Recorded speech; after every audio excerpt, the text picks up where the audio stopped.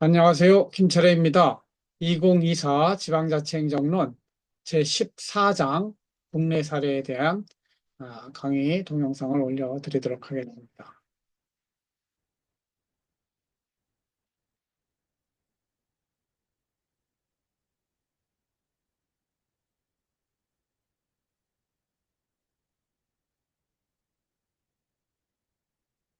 제14장 자발적 공동체와 자치 그 중에서 국내 사례 쪽을 성미산 마을과 홍동마을을 중심으로 한번 살펴보도록 하겠습니다.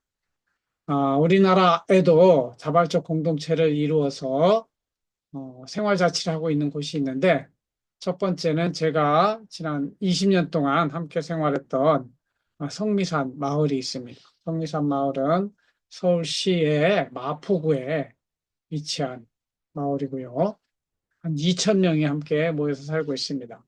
성미산이라는 산이 아주 작은 야산이 있습니다. 우리 한남대 뒷동산 같은 산이 있고, 그 주변에 생협이 있고 어린이집이 있고 성미산 학교가 있고 작은 나무가 있고 다양한 이 주변에 사람들이 2천 명이 모여가지고 즉 생협 가게죠. 슈퍼마켓 대신에 생협을 이용하고 아이들 기르는 어린이집 4개가 있습니다. 우리 제가 있던 참남 어린이집도 이 동네에 있었는데 이쪽으로 해서 세터산 마을로 이사 갔어요. 그리고 카페도 있고 식당도 있고 다양한 운동하는 택견 극장도 있고 이렇습니다. 그래서 위치도 이 산 밑에 성서초등학교가 요거는 이제 다른 학교예요. 성미산 어린이집 소행주라고 부르는 건 뭐냐면 소통이 있어 행복한 주택이라고 그래가지고 공동주택을 5가정, 6가정이 함께 모여서 짓는 그런 주택들이 3개, 4개 있습니다. 그리고 성미산 학교 이거는 비인가 학교인데 우리 자체적으로 돌아가는 대안학교가 되겠습니다. 속비산 마을 극장도 있고 카페 이런 것들이 여기 모여 있는 것이 속비산 마을이고 이것이 확대된 게 이제 망원 쪽으로도 확대가 됩니다. 그래서 책도 몇 권 나왔어요. 속미산 마을 사람들 우리 대전에도 이런 마을이 좀 본이 되는 마을이 생겼으면 좋겠는데 서울시 마포구의 작은 야산인 성미산 자락을 중심으로 생활 공동체를 이루며 살아가는 사람들을 성미산 마을 사람들이라고 한다. 행정구역은 마포구의 성산동, 망원동, 합정동, 연남동, 서교동, 제가 살고 있는 연희동도 일부 들어갑니다. 역사적으로 2000년대 초반에 마을 사람들이 운영하는 4개의 공동육아 어린이집을 원장이 하는 것이 아니라 부모들이 직접 하는 우리 함께 아이를 기르자, 공동체로 기르자. 그래서 공동육아 어린이집에서 시작을 한 거예요. 그래서 함께 살다 보니까 생활협동조합을 만들자, 극장도 만들어 보자. 그리고 대안학교인 성미산학교를 만들고 소행조도 만들고 그래서 약 2천여 명들이 그 마을에 모여서 긴밀한 유대관계를 맺으면서 마을 축제도 하고 운동회도 하고 숲속 음악회도 하고 그야말로 인간답게 사는 그런 공동체를 형성하고 있습니다. 이러한 성미산 마을은 보세요. 성미산 마을이 어디 있겠어요? 이쪽에 있겠죠. 이쪽 서교동 여기 있는데 여기였는데 이쪽에 있던 그 성미산 마을이 이쪽 망원동 전체로 좀 커져가지고 MORE라고 하는 마포 Organization for Reclaiming Economy 마포 공동체 경제로 발전해 가고 있습니다. 그래서 이 마포 공동체 경제 모아라고 하는 것은 거기선 공동체 운동이기 때문에 소비 운동, 죠 공동체 가게 생협을 확장시켜서 공동체 가게로 발전시켰고 금융 쪽도 있습니다. 개별 은행에 예치된 그 돈이 아니고 우리들이 새롭게 공동체 은행을 만들어서 금융을 하자 이런 것이죠. 이전 시간에 배운 몬드라곤 공동체가 모체가 되겠습니다. 그리고 필요 생산운동 꼭 필요하지만 시장이 공급하지 않는 제품 이런 것들은 직접 생산하는 것이죠. 그다음에 공유제 확대 운동. 우리 함께 쓰는 공유제를 좀 확대하자. 마을 공원이라든가 마을 극장, 도서관 이런 것들을 말하죠. 그리고 이 사람들이 함께 이 생산 활동을 하고 소비 활동을 하고 생활을 하는데 필요한 돈을 진짜 지역 화폐예요 그러니까 뭐 우리 대덕구청이 발행하는 지폐가 아니고 또 대전시가 하는 게 아니고 자발적인 공동체에서 발행하는 지역대안화폐 모화를 운영해서 서로 간의 생활, 경제를 돌리고 있는 그런 특징이 있다. 그래서 이 마포 공동체가 하는 모화, 지역화폐 모화의 기대 효과를 보면 지역 공동체의 경제 연대 조직이고 공동체의 생활 공간이고 골목상인의 생존 공간이고 협동조합의 사업 공간으로 이 마포 공동체 경제가 활동하고 있다. 그리고 개인과 단체가 지역 공동체 경제를 통해 일상적인 연대를 경험하게 되고 지역 공동체 운동의 발전과 경제적 안전망을 마련하고 있다. 그리고 함께 소비하고 잉여 자금을 모아서 필요한 사람에게 빌려주고 또 함께 쓰는 공유제를 확대하면서 그래서 공유제의 비극이 아니고 공유제의 희극, 공유제의 즐거움을 누리는 지역이다. 그리고 마포라는 지역을 공동체 경제의 프레임으로 재구성해서 이 마포에서 상당한 영향력을 미치고 있습니다. 이 성미산 마을을 제가 성공 사례, 실패 사례 분석한 논문을 하나 썼어요. 2016년에. 그래서 이 성미산 마을은 미시적 차원, 거시적 차원으로 분리해서 성공 사례 또 실패 요인을 살펴볼 수 있는데 통합돼 있다. 자발적 선택에 의해서 사람들이 강제적으로 하는 거 아니에요? 자발적으로 이 공동 육아를 위해서 들어온 사람들이 많아요. 그리고 이 성미산을 개발하려고 했을 때 반대하는 운동을 함께 해가지고 유대감이 강화되었고, 하지만 여기 이제 정치적으로 휘말릴 때가 있어요. 사실은 생활 공동체이기 때문에 정치부터는 좀 떠나야 되는데 좌파적인 성향을 가진 사람들이 많아서 이런 것들은 좀 부정적으로 보고 있는 겁니다. 그 다음에 연계성, 브리징이라고 그러죠. 다리를 놓듯이 서로 연계된 공동 육아를 중심으로 연계를 하고 있고 지방 정부와도 서울시에서 많이 도와줬어요.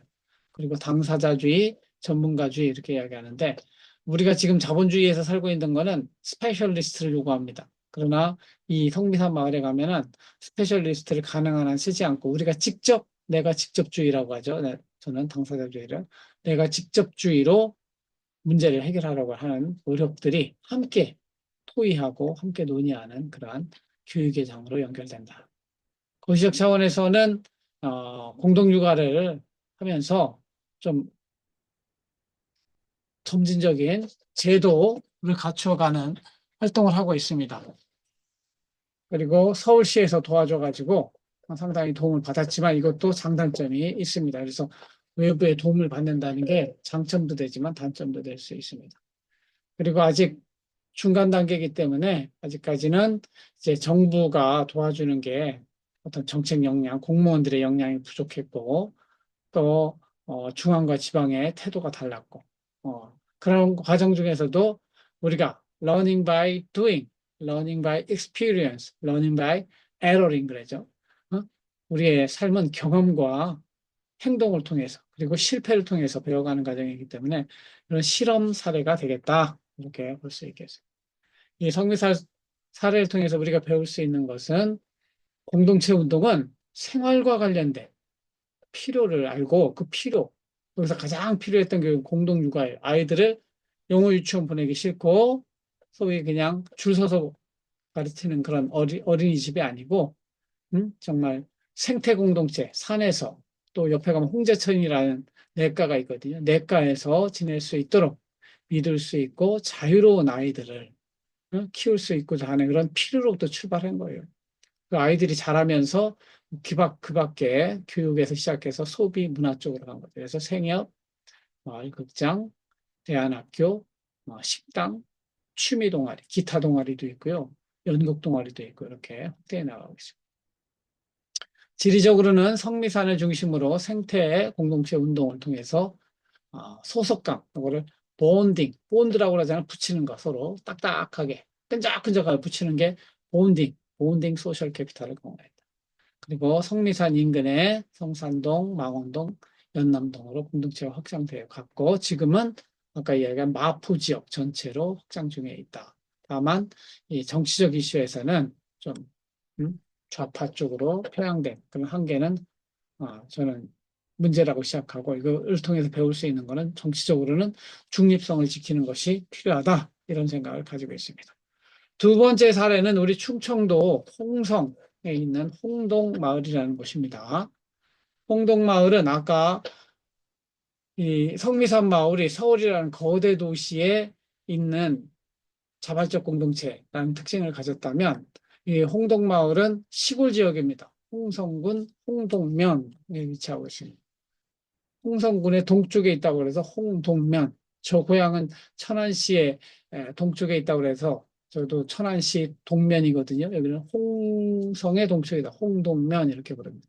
실제로 홍성군이 이렇게 크게 있으면 그중에 동쪽에 위치하고 있죠. 인구는 약 뭐 한 3천 명 좀 넘는 걸로 가구 수가 1,600세대 이렇게 되어 있습니다. 인구는 한 3,800명 이렇게 됩니다. 33개 행정리와 69개의 반을 가지고 있습니다. 명칭은 아까 말씀드린 대로 어, 충청남도 홍성군 홍동면에 형성된 마을을 말하고 한 3,500에서 4천 명 사이에 현재 주민과 현지 주민과 귀농, 귀촌 하신 분들이 함께 하고 있고 여기 생태공제 중심 50개의 마을을 통해서 농업 및 가공, 농촌 관광, 교육, 문화, 에너지 등의 사업을 하고 있습니다.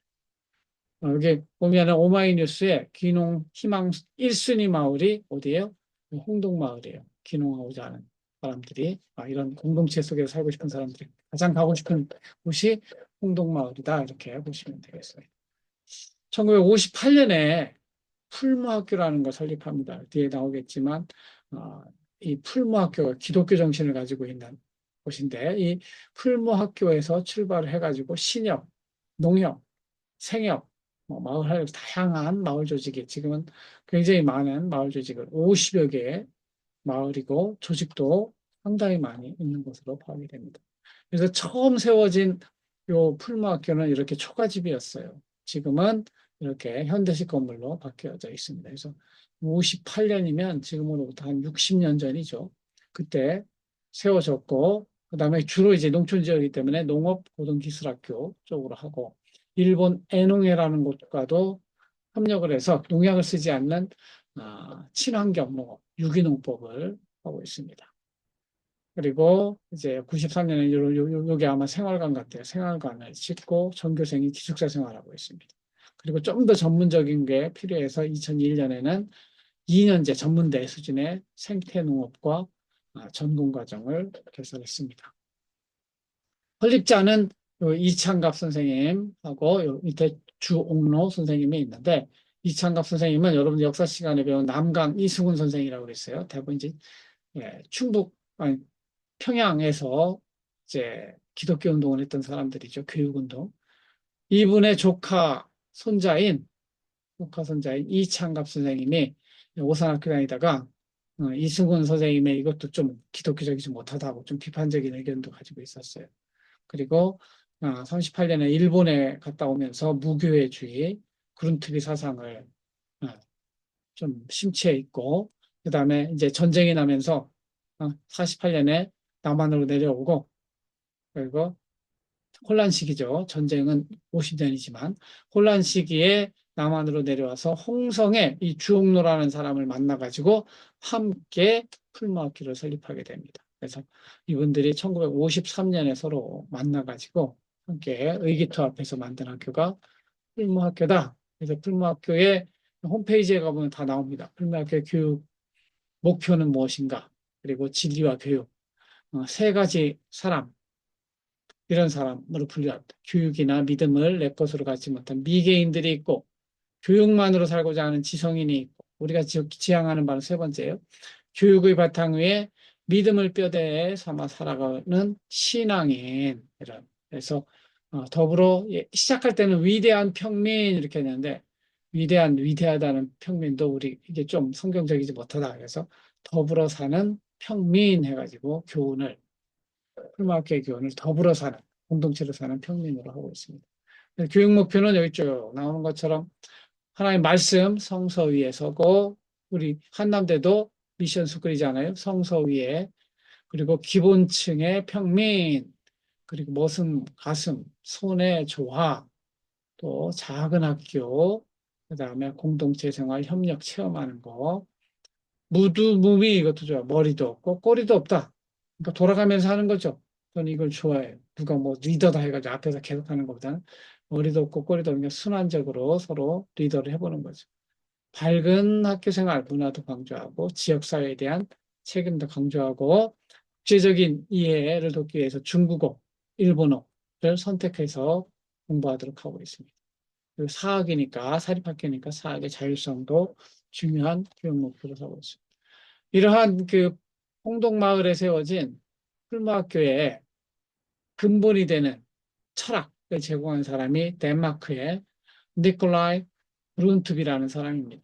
이 사람은 목회자이면서 시인이면서 교육자이면서 정치인인데 덴마크의 삼의 사상, 하나님 사랑, 이웃 사랑, 조국 사랑을 실천한 이런 사람입니다. 그래서 역사적으로 덴마크가 지금 굉장히 잘 사는 선진국이지만 옛날에는 독일과의 전쟁에서 패하고 황무지로 돌아갔던 땅입니다. 그 땅을 새롭게 만든 사람 중에 하나가 니콜라이 브룬트비예요. 그 사람들은 새마을 운동 하는 사람들에게도 굉장히 중요한 어, 철학적 기초를 제공한 사람입니다. 신앙적으로는 덴마크의 키에르케고르라는 사람이 있어요. 실존주의의 아버지죠. 그래서 신앙으로 돌아가는 가운데 하나님 앞에서 올바로 살고자 하는 그런 믿음을 받았던 사람이고 그런 믿음을 가졌던 사람이고 이 사람은 이후에 하여튼 열심히 해서 정치인이 되어 국회의원도 되고 그리고 종교인으로서 덴마크 찬송가의 60%를 작시하고 이렇게 이 농촌 지역의 자발적인 공동체를 통해서 특히 이제 교회 중심의 공동체를 이야기하는 것이죠. 그래서 풀무학교를 세우는데 사상적 기초를 제공했다. 그래서 2023년 기준으로 보면은 몇 명 뽑느냐면 25명 뽑아요. 하나급 들어가는데 전국에 해서 일반 전형으로 19명, 그 다음에 특별 전형으로 6명 뽑아서 25명을 뽑고 필요하신 분은 이런 책도 있어요. 책도 있으니까 충청남도에서 관심을 가지고 살펴보고 있습니다.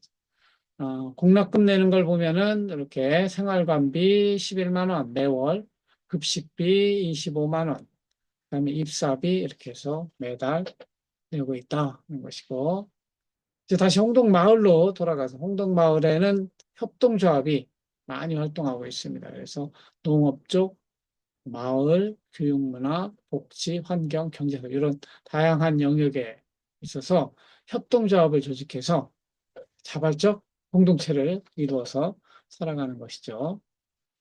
그래서 조직 형태로 보면 협동조합이 제일 많고, 그 다음에 뭐 NGO, 농업, 법인, 다양한 형태의 조직을 만들어서 그곳에서 활동을 하고 먹고 사는 문제를 다 해결하는 것이죠. 그래서 홍동마을 전체 마을 조직을 한번 살펴보면 회원 수는 한 뭐 평균 회원 수예요. 평균 회원 수 한 220명으로 되고 납부 회원 수는 200명. 그러니까 거의 다 회비를 납부하는 거죠. 그 다음에 사무국을 가지고 있고 또 자산 및 예산을 한번 살펴보면 총 자산 여기 원이잖아요. 100만, 1000만 원, 3억 원 정도 예산이 쓰이고 총 자산은 3억 4천 정도 된다. 그러니까 2016년 자료니까 지금은 좀 더 규모가 커졌을 거라고 봅니다. 기본적으로는 이제 자발적 공동체의 핵심은 협동조합이에요. 코압이라고 하는 협동조합을 통해서 이 주식회사하고 다르게 협동조합은 의결권에 있어서 1인 1표가 됩니다. 주식회사는 한 주당 한 표를 행사하는데 협동조합은 1인당 1표를 행사하죠. 그래서 기본적으로 신용협동조합, 생활협동조합, 농협협동조합, 이런 의료도 생활협동조합으로 만들고 그다음에 영농조합법인도 만들고 또 환경농업 쪽에도 할머니 장터조합 등 다양한 형태를 이제 사람들이 모이면 그거를 협동조합 형태로 만들어가지고 함께 일하고 함께 그 이익을 나누는 이런 형태로 공동체를 돌아가게 하고 있다. 교육 분야에는 풀무학교 있죠. 그 다음에 어린이집, 밝고 맑은 도서관이 아니라 방막도서관이에요. 지역 아동센터들. 마을 지원하는 산업으로는 목공실, 출판사, 활력소, 정롱회 등이 돌아가고 있습니다. 이렇게 그때그때마다 필요한 마을 조직을 만들어서 함께 행복한 그런 자발적 공동체를 이루어 가고 있는 것이죠. 마지막으로 이 홍동마을의 교훈은 뭐냐? 첫 번째, 공동체 형성에는 교육이 필요하다 하는 거예요. 교육이 매우 중요하다. 가장 기본이 풀무학교에서 시작하잖아요. 그래서 조합원들이 함께 뜻을 가지고 함께 배우고 함께 가르치고 가는데 중심에 학교가 있다 이런 거죠. 우리 성미산 마을에서도 어린이집 중심으로 어린이집에 참여한 부모들이 조합원 교육을 계속합니다. 그러한 가운데 우리가 지향해야 할 가치, 목표 이런 것들을 정하는 것이죠. 그리고 교육을 통해서 공동체 정신을 형성해 가는 것. 특히 이 홍동마을은 기독교 기반의 또 성서 말씀 좀 기반의 그런 공동체가 형성됐고 성미산 마을은 이게 없기 때문에 제가 볼 때 이거보다는 여기 홍동마을보다는 그 기반이 좀 약하다고 볼 수 있어요. 두 번째로 지역 주민 중심으로 생활의 필요를 채우는 공동체가 되어야 된다 하는 것이죠. 그래서 생활의 필요가 무엇인지 이 필요에 공동의 필요가 생기면 그것을 협동조합으로 만들어서 서로 함께 필요를 채워가는 것이죠. 그래서 교육, 보육, 경제, 문화 쪽으로 확대되고 있다. 그리고 외부와의 적절한 연대도 필요하다.